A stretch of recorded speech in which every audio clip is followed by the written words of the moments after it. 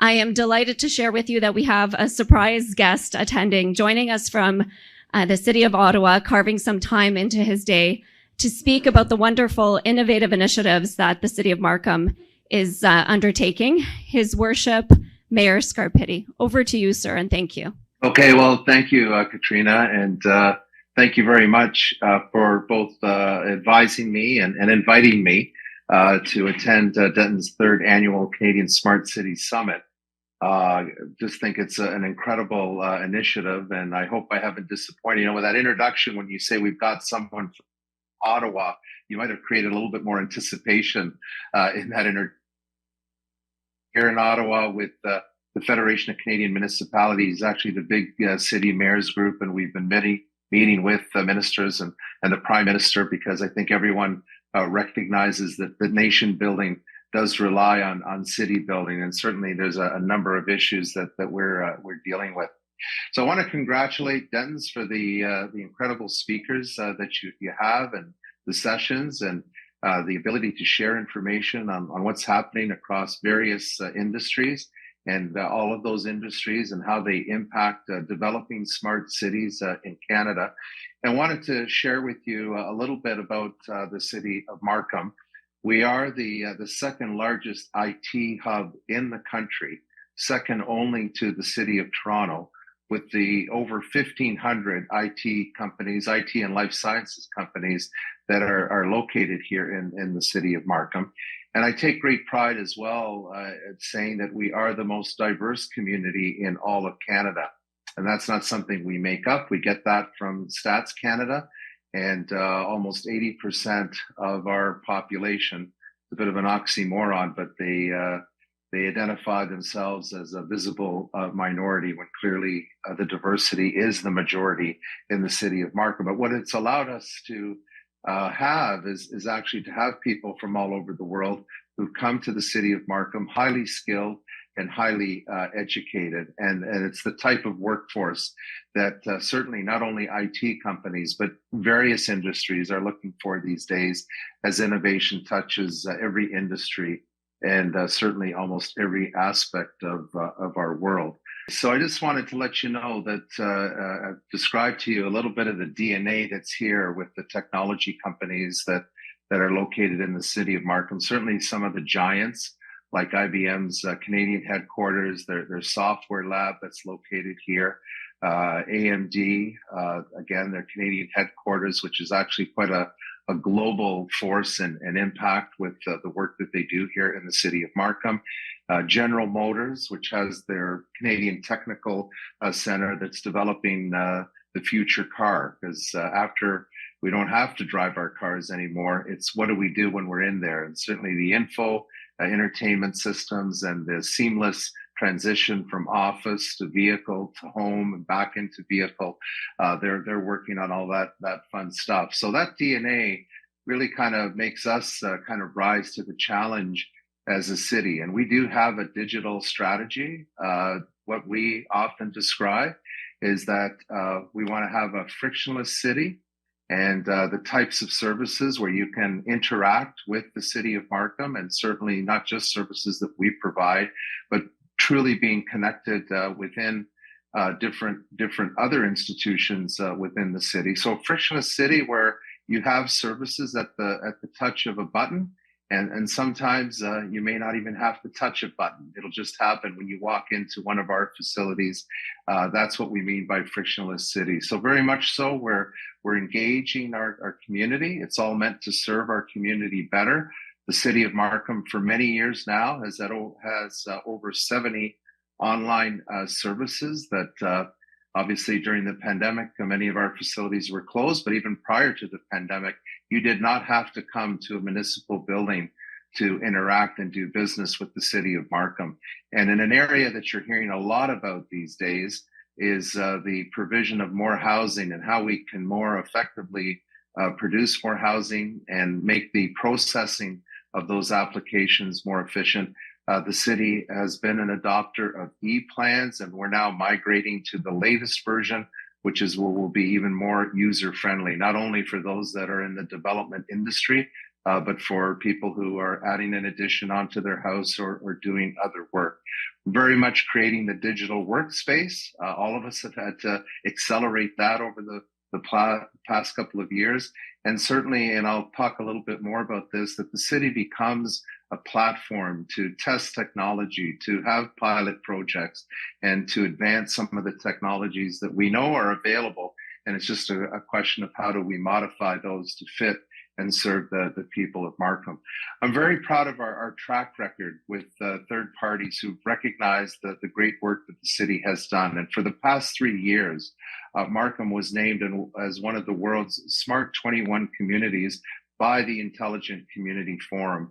And in 2021, we had the distinction of being named one of the top 7 intelligent community finalists by ICF. And ICF recognizes cities and regions around the world that leverage technology so that the community can be more connected, that enhance economic opportunities, provide sustainability and less of a environmental footprint, and most importantly, I think important to all of us that we can improve the quality of life, but also to make sure that people of all backgrounds, all social and economic backgrounds are connected and included in our community. And in 2021, Markham received the IDC North America Smart Cities Award for AI technology that we actually use for pothole detection. We had a pilot project and it won an award, and I'll speak to some of the successes of that particular program. Others may also be hearing about intensification and high density that's coming to many communities within the GTA. The city, again, has been somewhat of a poster child for intensification and building high density around transit. We have an area which we call Markham Center, which is roughly the area at Highway 7 and Warden, where our Civic Center is located. This whole area from just west of Warden all the way over to Kennedy, north of the 407, it will be the home to over 100,000 people over the next 15 to 20 years, and also home to 72,000 jobs. It is really an emerging urban downtown model that I think the rest of not only the GTA, but other parts of Canada can learn from. And as we have always typically done, talked about roads and infrastructure and schools. Now we're actually developing a smart city roadmap as part of our planning. And this will be released in the spring of next year. And really, it considers all the other aspects. It's a new and innovative approach that it purposely, intentionally, when we're reviewing plans, we're looking at it from the lens of making sure that everything that we do will be connected. And again, meets those objectives of a sustainability and inclusion of all residents. So very clearly, this new downtown area in Markham and Markham Center will become a living lab. It'll allow the city to partner with all kinds of technology companies. It'll be an area where we can develop technology, even test some of the technology that's out there, and obviously develop the policy and standards centered around those initiatives. And I'm sure part of that, part of your program talks about governance and who ultimately gets to decide what is shared and how it's connected. But again, this is important work that will move us towards that frictionless city that I talked about and enhance the quality of life, not only in Markham Center, but throughout the community. I spoke about the award that we got using AI technology. This is, pretty simple technology when you look at it, but AI has allowed us to basically mount a smartphone to the rear view mirror, and vehicles can drive around our city.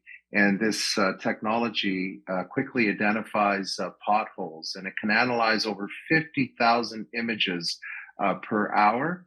It's obviously more efficient. It's safer for our staff because they don't have to get out of their vehicles and examine the potholes.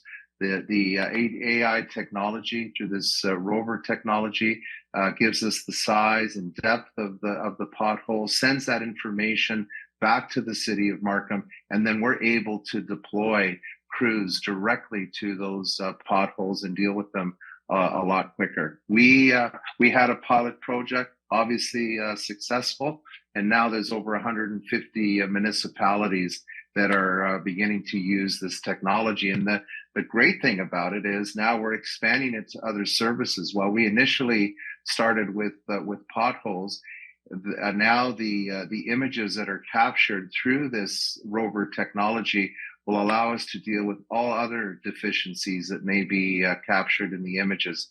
Things like signs that have suffered damage, exposure to manholes. So as not just our roads vehicles are going throughout the city, now some of our other vehicles that will go out through the city will also capture these images, and any of those deficiencies, again, get identified and dealt with.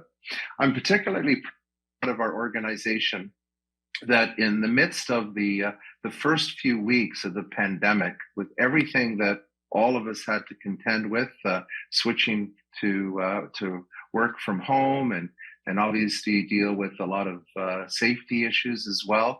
In the midst of all the rush to get answers, our staff, in partnership with IBM, and I'm very proud of this accomplishment, we're the first Canadian municipality to leverage the Watson Assistant technology.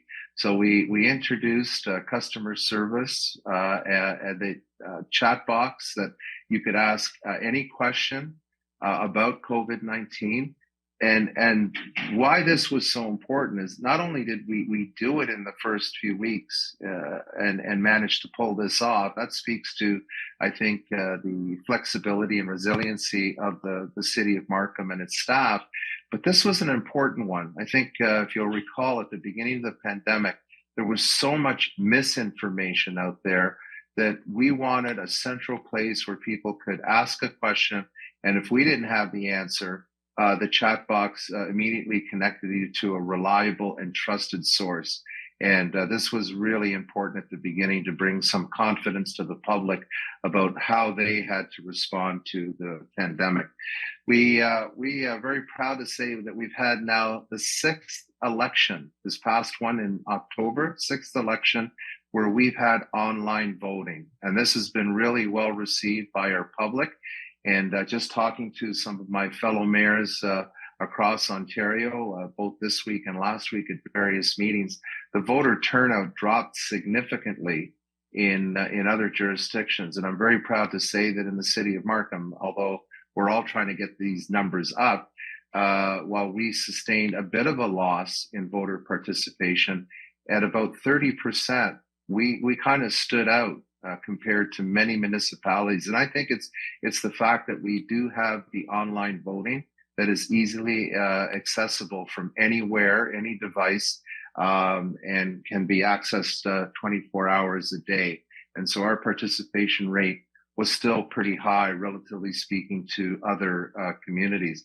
And then we also kind of extended a bit of the access to information for the election. So this year we partnered with Amazon, and you could get voter information by asking Alexa those questions. And this really empowered voters to be able to quickly access information about hours of the advance polls, when the election date was, and the locations, and how to vote online. And again, this was really well received by our residents. This is another part of the program that I think is extremely important. And I think in this day and age, we just automatically assume that kids of all backgrounds have access to technology. And we've really transformed our libraries to provide that digital literacy to ensure that young people, regardless of their background, have an opportunity to get access to equipment, 3D printers.